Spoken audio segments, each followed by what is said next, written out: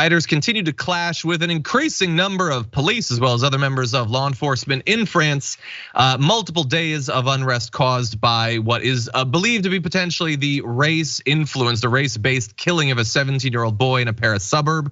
I mean, I don't even know what these numbers would be today. It probably much higher, but as of the weekend, over 700 people had been arrested already. Tens of thousands of law enforcement on the streets.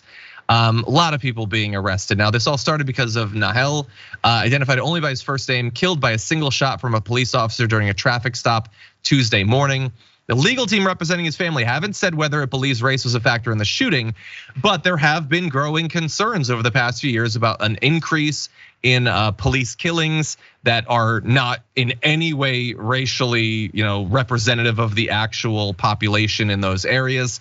The numbers are still way lower than in the United States. We're talking about dozens of killings as opposed to hundreds in the United States, but a lot of people are sick and tired of it. They hate that this has been, allowed to continue, and there's been a lot of rioting for about a week now. What do you think?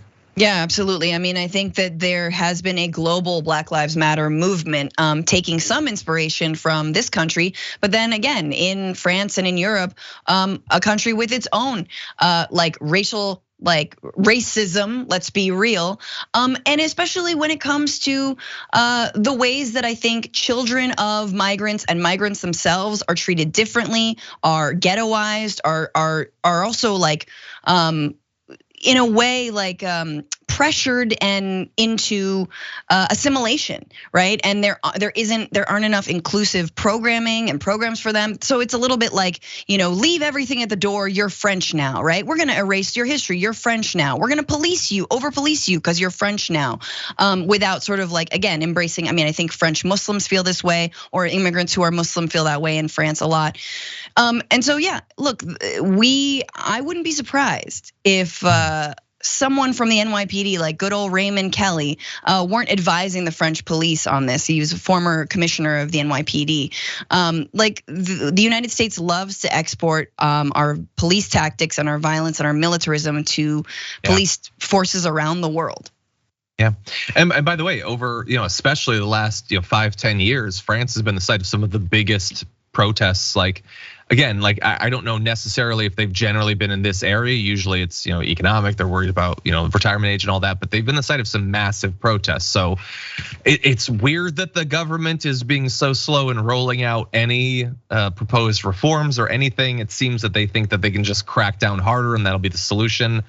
I don't think that history would imply that that's the case, but we'll see. And meanwhile, in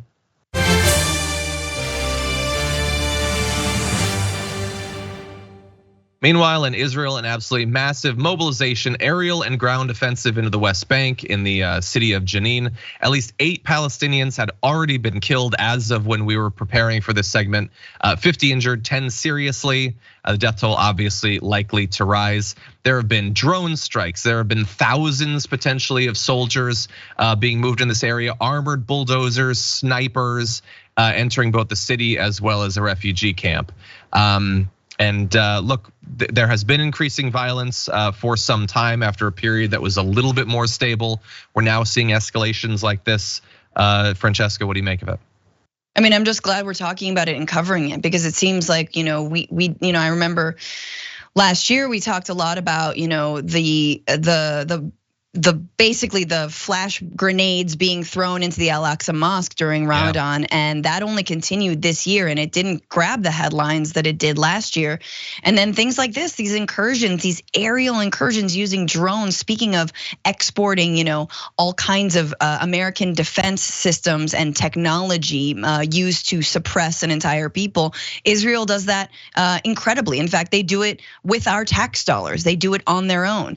One thing, whenever you argue against the occupation and you talk about human rights violations like this, like people of Jenin trying to live as if they aren't already surrounded by checkpoints, surrounded by the Israeli military, is but all the innovation that Israel does. Think of all the innovation. You know what that innovation is? It's how can we denigrate and control a population better and more efficiently than we were doing it last year. And here they are getting their rocks off once again, terrorizing the Palestinian people. 100%. Yeah. And honestly, like aside from the inclusion now of the drones, it just feels like a headline that could have been there a year ago or 5 years ago or 20 years ago or 5 years in the future or 20 years in the future, God forbid. We will see. And what's Biden doing about it? I think the final thing is just he's not gonna Joe Biden. He's not gonna do anything. They Joe Biden alerted the White House that this assault was going to happen. He has continued Trump policies without Trump being in office. In a number of different areas. And meanwhile,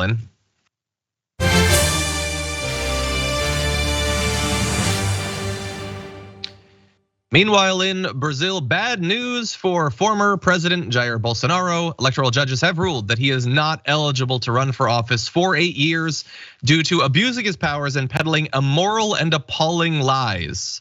This is the sort of thing I could get behind normalizing in our hemisphere, but Bolsonaro, a guy who did basically everything he could in rhetoric and apparently in action too, to try to move that country on from democracy, now at least until appeal will be barred. What do you make of it? I mean, I think this is beautiful. This is beautiful and brilliant. You'd like this. This is the best news ever. And yes, Bolsonaro is a homophobic fascist who was only increasing the amount of deforestation in the Brazilian Amazon for a bunch of reasons. I think this is good. The only problem I have with this is that, to my knowledge, Bolsonaro has not been convicted of a crime, right?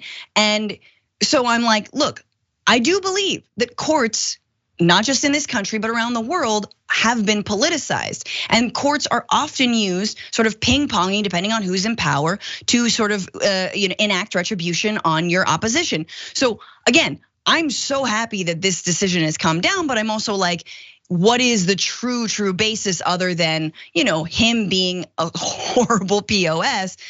We need that in this country for a president, a former president, who's gonna go on number 3, 4 by the time the actual election rolls around. Trump might be indicted on like 4 or 5 criminal different sets of criminal charges of indictments, exactly.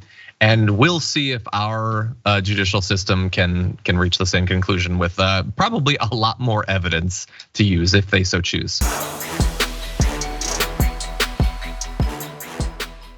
For more political news breakdowns, interviews, stories of activism, and me trying my hardest to care about the occasional big celebrity news story, subscribe to our YouTube channel at youtube.com/The Damage Report. And you can ring the bell wherever it is so you don't miss anything.